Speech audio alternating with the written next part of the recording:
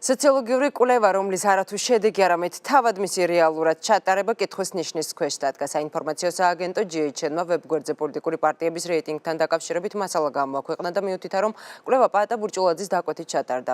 თუმცა ბურჭულაძის პარტიაში აცხადებენ, რომ რეიტინგებთან დაკავშირებული კვლევა არასდროს დაუკვეთავთ. მათი თქმით, სააგენტომ ცრუ ინფორმაცია გაავრცელა. თავად სააგენტო კი აცხადებს, რომ სიმართლის დამადასტურებელი დოკუმენტები გააჩნიათ, რომელსაც კონფიდენციალურობიდან გამომდინარე ამ ეტაპზე არ გამოაქვეყნა.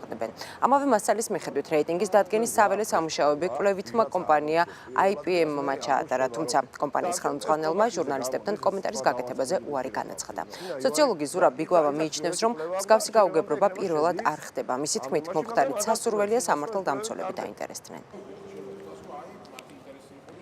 ჩვენ ეს მასალა, რომელიც გამოვაქვეყნეთ, მივიღეთ მათი ოფისიდან და შესაბამისად წყაროს ნამდვილად არ დავასახელებთ. ჯერ კიდევ მაშინ, როდესაც ბატონ ბურჭულაძეს ფონდი ჰქონდა და ვთქვით, რომ სულ მალე დაახლოებით ერთ თვეში ის შექმნიდა პარტიას და ისინი კატეგორიულად უარყოფდნენ ამას, ჩვენ ვიყავით ის მედია საშუალება, რომელმაც დაწერა დაახლოებით ერთ თვის ადრე, რომ ვანო მაჭავარიანი ტოვებდა მათ რიგებს და თავი მოიკლა ბურჭულაძის თანამდებობრივ მებრძოლებმა და თვითონ მან რომ ესეთი რამე არ ხდებოდა და თვითონ ვანო მაჭავარიანმაც და ასე შემდეგ. ჩვენ ვამბობთ, რომ ეს წყარო ტყუის, იმიტომ რომ არანაირი საერთო ამ კვლევას ჩვენს კვლევასთან არ აქვს. რეიტინგების კვლევების საჭიროება ამ ეტაპზე არ გვიდგას, იმიტომ რომ NDI-ის გამოქვეყნებულ კვლევებშიც, რუსთავი 2-ის დაკვეთილ კვლევებშიც და ეჭვი მაქვს, რომ ქართული ოცნების კვლევებშიც, რომელიც მან სამწუხაროდ ჩვენი ნაწილი არ გაასაჯაროვა, ჩვენ გვაქვს ისეთი პოზიციები, რომელსაც უკმაყოფილო არა ვართ, იმიტომ რომ რამდენი ერთი თვის დარეგისტრირებული პარტია ვართ, ერთი თვისაც არ არის გასულას დაგვარეგისტრირეს,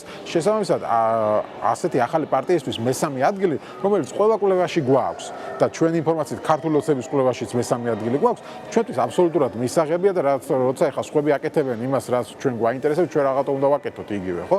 ესე იგი მსგავსი, ესე იგი ეს მონაცემები, რაც მათ გამოაქვეყნეს, ახლოსაც არ არის სინამდვილესთან. ჩვენ ხო ვაკეთებთ ამ კვლევას და ამ კვლევის მიხედვით, ესე იგი მსგავს სიტუაციას ადგილი არ აქვს, ნამდვილად არ აქვს.